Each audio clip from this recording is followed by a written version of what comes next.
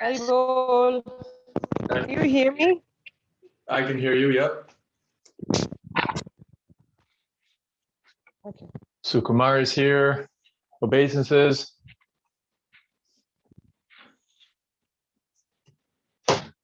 I only have my phone today because my laptop is getting repaired at the Apple store. So excuse the quality of the image and the audio.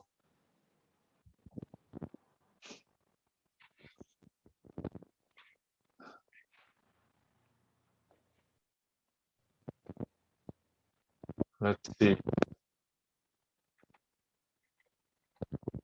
And that's okay, we only have 4 of us, basically. I know that Sorel and Jake are not showing up today. Anyway.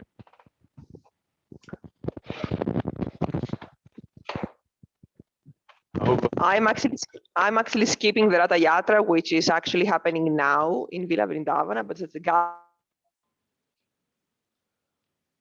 I have a lesson. I missed the last week. We can't hear you. That's great. You know, that's very commendable, but we can't hear you. Just your internet quality is perhaps not very good.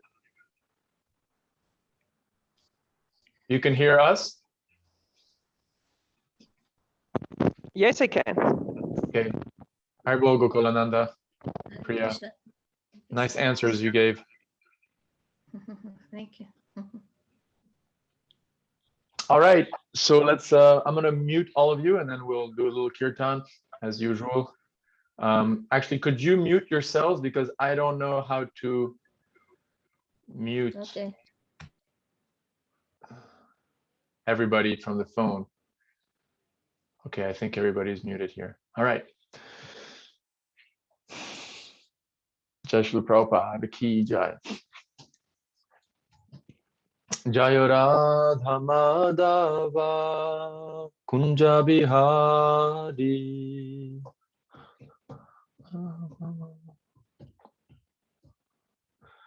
Jayo Radha Madhava Kunja Bihari.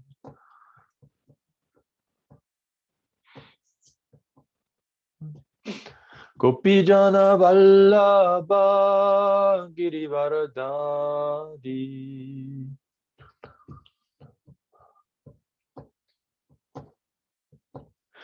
Gopijana Vallabha Girivaradari.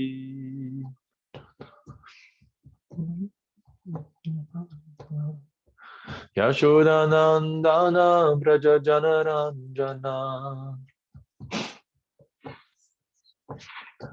Yashodanandana Braja Janaranjana. Yamunatira Vanachari. Yamunatira Vanachari.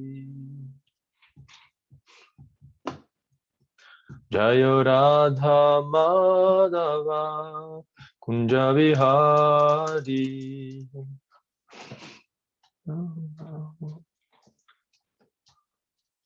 Jayo Radha Madhava Kunja Vihari.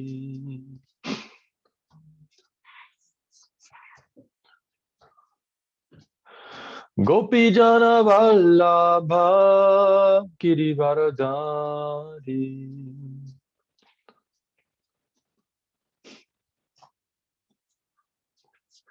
Gopijana Vallabha Girivaradari.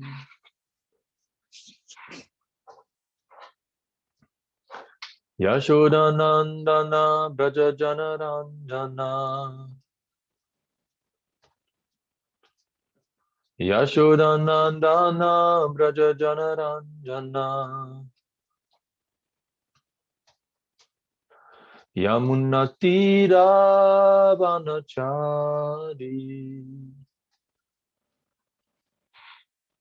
Yamunatira vanachari.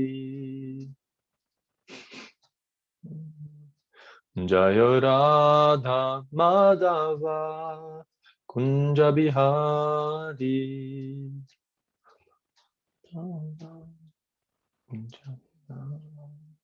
Jaya Radha Madhava Kunja Bihari.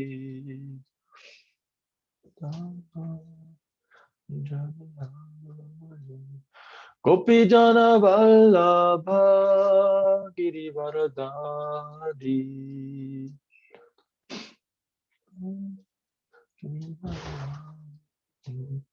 Gopi Jana Vallabha Girivaradari.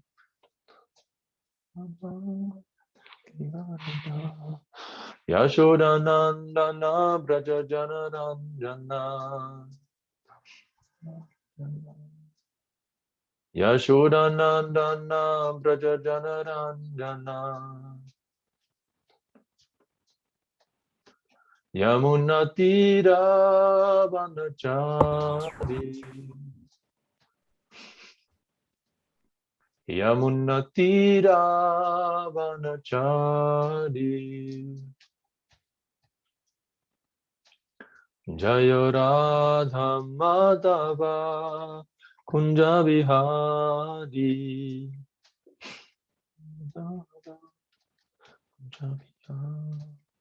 Jaya Radha Madhava Kunja Vihari.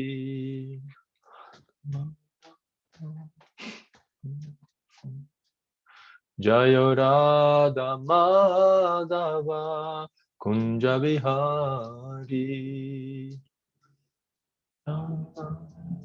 Kunja Vihari. Jai Om Vishnupada Paramahamsa Rudachkacharya Sutta Sutra Sri Srimad Bhacharana Arvind Bhaktivedanta Swami Srila Prabhupada Ki Jai. Excuse me, Ananta Koti Vaishnava Vrinda Ki Jai, Namacharya Srila Haridas Thakur Ki Jai. Prem Shri Gaur Krishna Chaitanya Prabhu Nityananda Shri Advaita Gadadhar Shivasadi Gaur Bhakta Vrinda Ki Jai, Shri Radha Krishna Gop Gopinath Shama Kund Radha Kund Giri Govardhan Ki Jai, Shri Vrindavan Dham Ki Jai, Shri Mayapur Navadvip Dham Ki Jai, Ganga Mai Ki Jai, Jumna Mai Ki Jai, Bhakti Devi Ki Jai, Shrimati Tulas Maharani Ki Jai, Yuga Dharma Harinam Sankirtan Ki Jai, Gaura Pramanande Hari Hari Bol. All glories to the assembled devotees, Hare Krishna. All glories to the assembled devotees, Hare Krishna. All glories to the assembled devotees, Hare Krishna. All glories to Shri Guru and Shri Gauranga. All glories to Srila Prabhupada. Jai. All right, so let us read. By the way, yeah, so of all the students here, Jyotirmay, I mean, yeah, I can, we're together, so it's not like I'm embarrassing anybody. We can speak frankly, and it's not the end of the world. But once you, yeah. So this week, Jyotirmay, you didn't turn in the homework, and yeah, so it's important to do so. As you can see, the reading material is not so much, and the questions are not so much either. So really, there isn't, even if we send you the questions by Wednesday, I mean, Thursday, Friday, Saturday, you still have, in 36, in more than in 72 hours, you have plenty of time to do the reading and the questions, and they do count for your grade, and attendance also counts. And this is a long haul program. As you can see, we've been reduced to a core here, and this also happened on the French course, and I guess that's just the name of the game. That's how it goes. But if you've invested time, then might as well stick it out, because either it kind of reminds me of something that my Guru Maharaj, Bhakti Charu Maharaj, told me a couple of times, that either you do something fully with your heart, or you don't do it at all. And so yeah, so I should stress, it's my duty to stress that you should be present and do the homework, and we try our best to make the class entertaining and so on. Today I've had a difficult day. I mean, my advice is, do not go on social media when you wake up in the morning. I this morning I woke up at 3:30, I put my alarm at 4:15. These last few weeks, I've been streaming the ISKCON Zurich Mangal Artik. The fact being that I'm living alone when I'm in Paris at my friend's house, but he stays at his partner's place. So I don't like, being like doing a morning program alone. So I love to stream it. And I just for your information, I'd heard Jayadvaita Swami long ago, maybe 25 years ago, mention in some class or something that he had heard Prabhupada say, or I had heard somebody 25 years ago mention that Jayadvaita Swami had said that Prabhupada had said that even if you have to crawl, you should go to Mangal Arti. Even if you have to crawl, like imagine like you're crawling because you're so sick or so tired, but you still have to crawl to Mangal Arti. So, for 2.5 decades, that quote has been in my mind. And I was just wondering, like, well, did Prabhupada really say that or not? And just recently, I felt inspired to write to Jayatita Swami, and I asked him, like, have I heard this? Is it true or not? And he wrote back saying, I didn't hear it from Prabhupada directly, but when I joined, we heard that all the time. In other words, it was one of those like common things that Prabhupada most probably said, because it was just like common understanding that devotees had in this, I guess, early 60s, that Prabhupada had indeed said that. Even if you have to crawl, you should go to Mangal Arti. So that applies obviously to an ashram context, because back then there was only ashram devotees, right? Excuse me. But the principle of waking up early and being up for Brahma Muhurta, that reminds me, during the Kirtan Mela in New Mayapur a couple of weeks ago, during the last kirtan of the Mela, it was already like 10:30 or 11 p.m. Kadamakananda Swami was leading the kirtan, Jyotirmayi may be happy to hear. And at the end of it, devotees were going, kirtan, as usual, like asking for more. And then so he started singing Jaya Brahma Muhurta, Brahma Muhurta, Brahma Muhurta, Jaya, but he Jaya Mangalarti, Jaya Mangalarti, kind of saying hello, like we gotta stop because we want to wake up early for Brahma Muhurta the next day. So the principle of waking up early is really important. But if you, like me, make the mistake of going to your iPhone or to your phone and looking at what are the latest updates on Facebook, you may get screwed. And that's what happened with me this morning. Like because I woke up early, I was like, oh, I'm not gonna wait till 7. I have 4 more hours. It's just okay, might as well, before taking a shower, before everything, I'll just check. And sure enough, there's this guy, this Indian dude who's been arguing on some page recently about Krishna, and he used to be an ISKCON devotee, and now he's like vehemently against ISKCON, and Krishna never existed, there's no historical proof of Krishna nor Ram, and everyone's an idiot to believe in Krishna, and Prabhupada was sued by his own children, and Hridayananda Maharaj is stuck in a $500 million lawsuit, and oh my God. And I was just like absorbing this garbage at 3:30 in the morning, and then to make things worse, I got into another argument about dress code, like with this devotee who friended me like a year ago. I've never had any contact with him. I don't know who the heck he is, but I was like, okay, fine. And now he's like, challenging and, ridiculing my attempts to make devotees understand, Prabhupada's statements and the whole dress code issue, and how if you're not a monk, you should be allowed to do Shravanam Kirtanam, like lead kirtans, give lectures. And it's just like, so yeah, so the advice is, do not, I don't know if you know Mandakini Mataji, Prabhupada disciple from France. Mandakini, she's a hero. I mean, she's all ISKCON Eastern Europe, like ISKCON Russia, ISKCON Ukraine, it all goes on her credit, because she was the one. I have to tell this story. This is, an introduction to the subject at hand. But before telling you I'll mention, she gave a seminar on Bhaktivinoda Thakur's life about 2-3 years ago in Ukraine. And I'll always remember, she mentioned one thing that's in his, authorized biography, Bhaktivinoda Thakur, that he made it a point, and I'm preaching to myself here, but he made it a point to check the equivalent of social media. There was no Instagram back then, right? But there were handwritten letters, and he being a high court judge, he probably had a lot of correspondence. And he made it a point, and I have no excuse this morning. He woke up like at midnight or something, right? He slept 2-3 hours, like went to sleep at 9 and woke up at at 10 p.m. or 11, like some crazy schedule. That's how he got to write so much. But he made it a point that stuck in my mind, that he dealt, or he attended to his correspondence only after breakfast. Only after breakfast. So when she said that, I was like, wow, and ever since I've been trying to just, okay, no, I'm not touching the internet. I'm not touching social media. I'm not touching emails. I'm not looking at the news until I finish breakfast. And I've followed that principle at least 6% of the time for the last 2 years. But this morning was a reminder that, I should definitely follow it more. Anyway, Mandakini, to finish, and then we go to read the 12th mantra.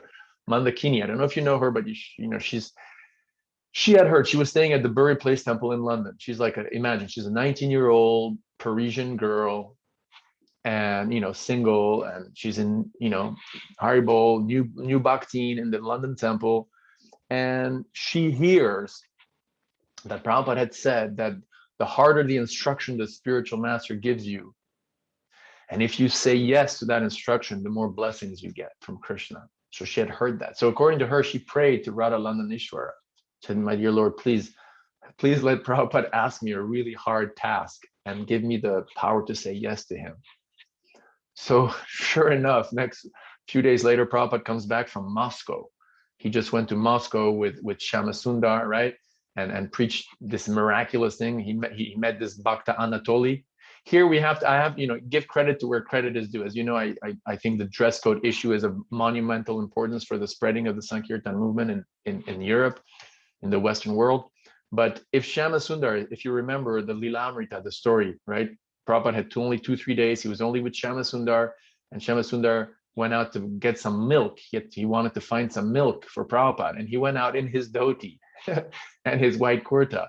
And because he was wearing a white dhoti, Anatoly, Bhakta Anatoly, and his Indian friend, who was the son of the ambassador of India to Russia, his Indian friend saw him from across the street and said to Anatoly, "Hey, look, let's go talk to this guy." Because a white person in a dhoti and a kurta in Moscow under the curtain, the Iron Curtain in 1972 is just unheard of. And as you know, he spoke to him, and Shyamasundar invited both of them to Prabhupada's hotel room, and Prabhupada was leaving the next morning, and Prabhupada preached to him like for 3 hours and then told him to come back the very next morning. And before Prabhupada took his flight, he initiated him as Ananta Shanti.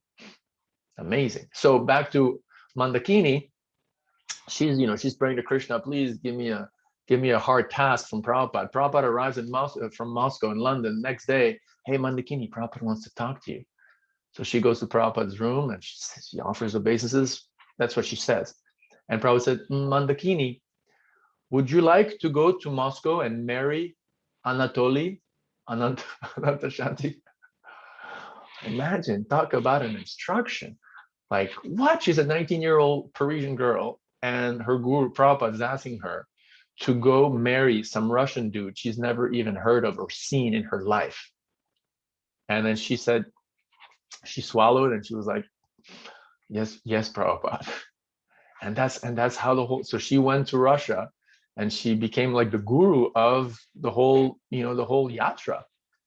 They had no books. At the beginning, they would offer flowers to Krishna and then pass out flowers in the street.